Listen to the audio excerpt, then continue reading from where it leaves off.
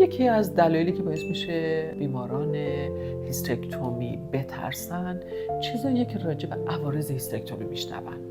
و واقعیت اینه که عمل هیسترکتومی بسیار شایعه و معمولاً ایمن. واقع بینانش اینه که مثل هر عمل جراحی دیگه‌ای ممکنه که در عمل هیسترکتومی یا برداشتن رحم عوارضی مثل عفونت، خونریزی، آسیب به احشای مجاور اتفاق بیفته، ولی در یک دست جراحی خوب با انتخاب درست بیمار این عوارض قابل کنترل هست.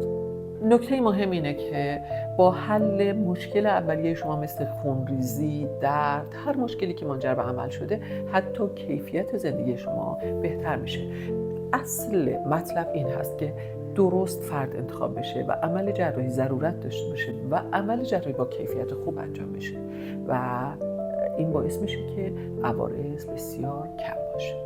عوارض جراحی برداشتن رحم بستگی به روش جراحی هم داره. این عمل میتونه به روش شکمی، به روش واژینال و یا به روش لاپاراسکوپی و یا به روش ویناتس انجام بشه.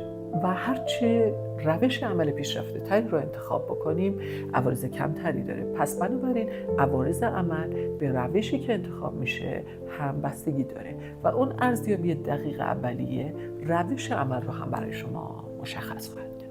اگر برای شما این عمل مطرح شده، یک بررسی دقیق و تخصصی میتونه انتخاب درست رو و روش عمل رو برای شما مشخص کنه.